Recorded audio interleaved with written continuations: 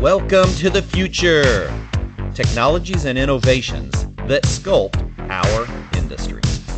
This episode brought to you by ServiceLogic, building efficiency and sustainability. Learn more at ServiceLogic.com.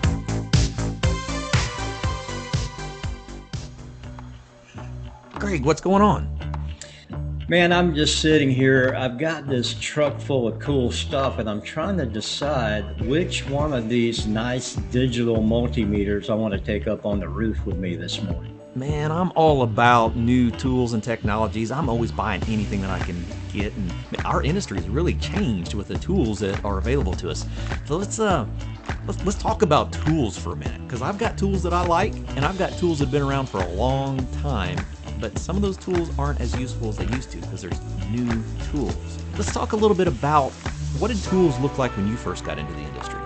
Well, back then when I was knocking the dinosaurs off of my throwing rocks, I used a very reliable tester called the Simpson 260 multimeter. Ooh. And it was an analog meter that had a needle that bounced across the screen, and I could tell how many volts I was looking at operating with. All right. Non-RMS? I mean. None.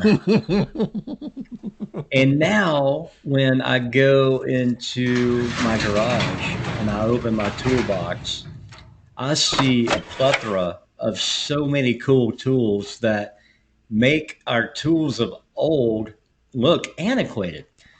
And that's okay because it's evolution of our industry. And as we change and as our equipment that we support change and as our customers change, they want, need, and demand better, more accurate information.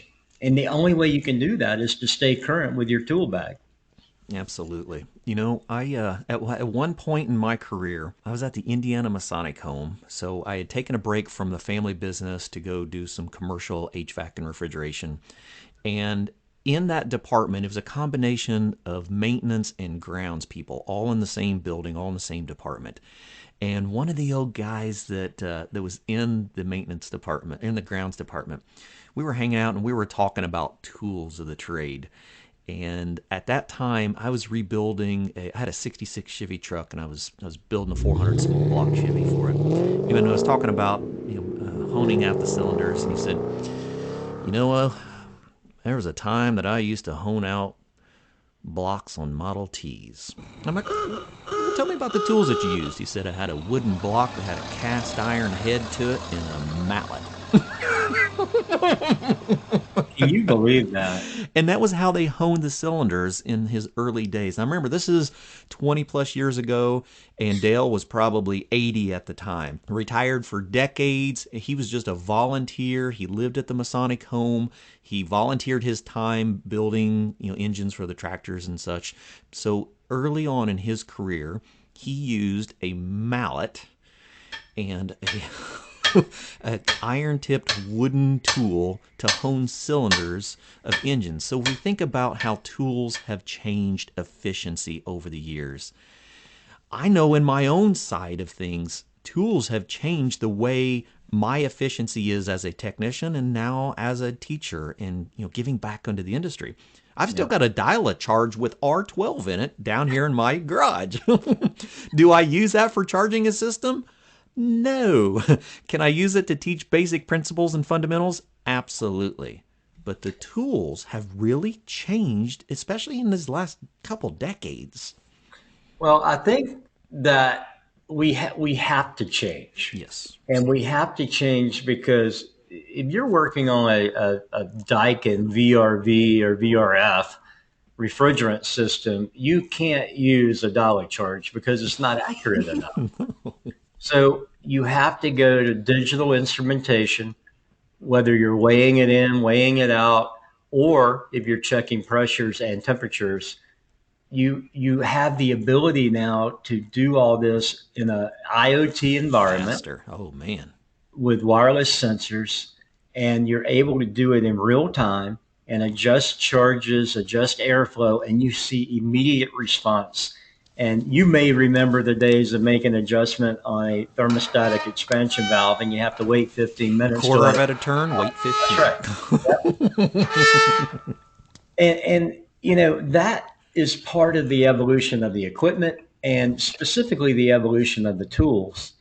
So think back, and you and I have talked before about the communication, how important communication is. Think about the communication tools that we're able to use now. Oh, man. We went from, and I'm not that old, I'm fairly ancient, but not that ancient. My first communication tool as a young technician was a digital beeper that beeped only. There was no LED readout, no number, no anything. Just one beep, call the office. Two beeps, call home. All right. So if you go from that, from 1982, when I started in the industry, to Right. today, 2023, we have every app imaginable to communicate with. We can pull up WhatsApp and talk to somebody in Korea about this air conditioner we're working on for free, by the way, in Right. real time. So I think our means of communication have to keep track with our tools in the van that we take onto the job site, but it's all to deliver a great customer experience because we're looking for better, quicker now responses so that when we're able to walk into at the end of every job, the best thing to do is walk into your customer's presence, whether that be their home, their office, their store, and be able to communicate what you found Right. and what the solution is. Your tools, and as they have progressed and advanced, allow us to be better at that communication side. What about from the business aspect? You have went all the way from a technician to owner operation. How has the tools of our industry also affected the efficiency in business? I think, Clifton, great point. We use tools now like XOI is a great tool. Oh, I know XOI very well. So Aaron Salo, the gentleman who developed the tool, allows us to give better, accurate, more quickly information available in video content through a web link, however you want it. What that does is enables us to operate more efficiently so that we're able to make the most out of our limited number of technicians' time. So if we can save a truck roll Right. because we're able to document better, if we can save nameplate recognition software by save a trip of having to go back and reread a nameplate because somebody transcribed it improperly. All of these tools make us more efficient. So instead of having 10 technicians, which we wish we did, maybe we have 8. How can we make the 8 perform like 10 by utilizing technology? I preach this all the time. We keep talking about the labor shortage and how do we promote more people into the trades. Yes, that is a fantastic topic. But at the same time, I look at it another way and go, what if we can't? What if we do not become that attractive to the additional amount of technicians? Because it's not just that we have a shortage, it's that we have all of these changes in technology and regulations and refrigerants. So we have a lot of things going on in our industry. What if we just made our technicians more efficient? Exactly right. What if we can get an extra call a day or 2 extra calls a day because as the business owner, we've utilized tools in connection and in conjunction with our technicians to be able to expedite everyone's time more efficiently.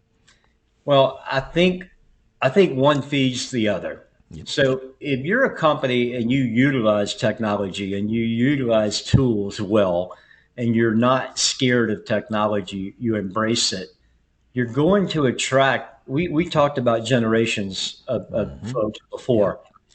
We're going to be able to attract more talent because they want to go to companies who are not stuck in the Middle Ages and their knuckles are all dragged up or scabbed up from dragging on the asphalt. People are going to want to go there, and you're going to be the employer of choice because you do embrace technology And as your tools evolve, I think your technician pool evolves with you and you attract the people you want to be there. The law of attraction is you build something nice and you build something useful and you build something that people want to be a part of, they're going to come to They you. will That's our come. human nature. It is. I completely believe that. You know, when I spent my last years out in the field, and I was a mobile engineer, so I did building automations, but I worked on the refrigeration, I worked on the air conditioning, I worked on electrical of grocery stores, but I monitored hundreds of stores when I was on call, hundreds of stores from my couch. Every Yep. store would have roughly 2,000 digital inputs and outputs that I can look at. And I could monitor all of those.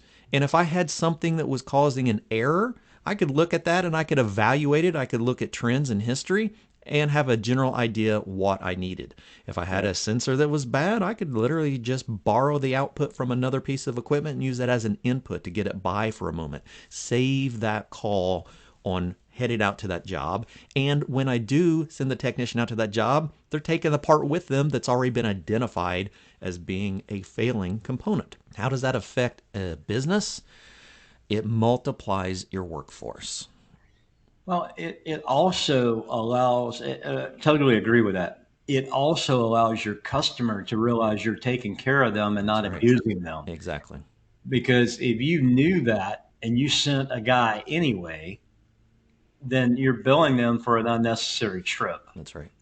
And if you're in partnership, the true definition of a partnership is you take care of my problems like you take care of your problems.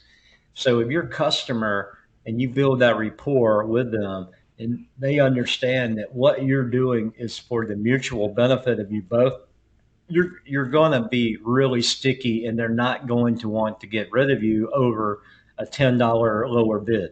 Exactly. And I think that as tools have evolved, if they're implemented properly, they make our customers realize that we really can provide better service because we're giving them better information. But Yeah. we have to go back to the soft skills part you and I've talked about in the past. Right. You have to be able to deliver that message one on one, eye to eye contact in a way that they understand it and in a way that they want to be communicated with. And that can only be done by listening first. You know, if I think about that technician trying to communicate with the customer, you know, what better way to be confident in my delivery than to be confident in my results?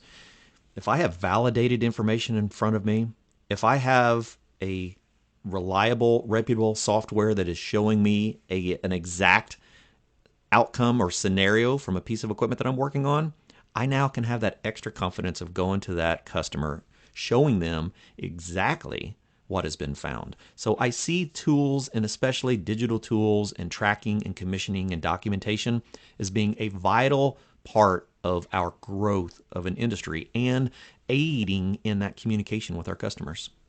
So well said. And, the image while you were describing that popped into my mind was an infrared picture of a three-phase contactor. Ooh, And when you see infrared in motion, so to right. speak, in action, and you see L1 and L2 are nice and happy and black on the picture, and L3 is lit up like a Christmas tree, it's very easy to show the customer in real layman's terms Right.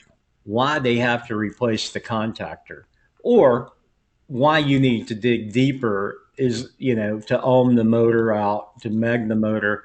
What's driving this additional amp draw on L3? It gives you a tool and, trust but verify. I Right. think Ronald Reagan was quoted. This allows the customer to do that because, unfortunately, we have some jacklegs running around the country in HVAC technicians' clothing giving us a black eye.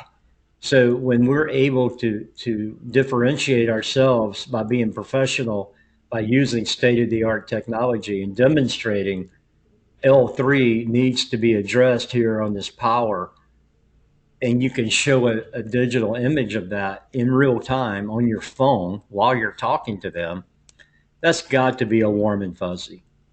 If we think about what the digital technology has done just for a civilization, we now use media for communication. Every one of us.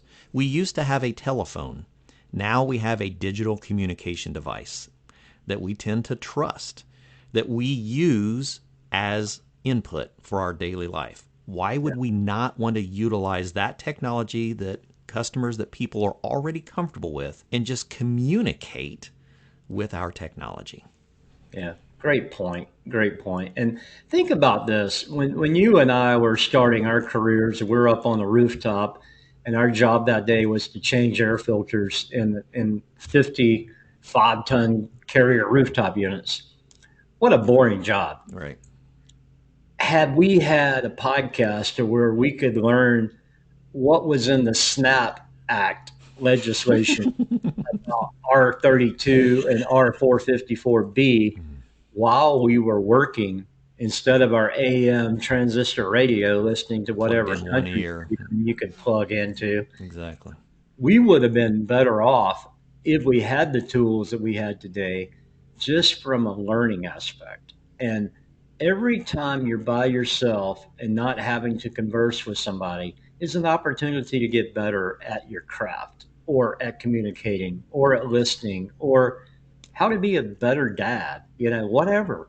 Use the technology, harvest the just the abundant crop of stuff laying out there for us to consume.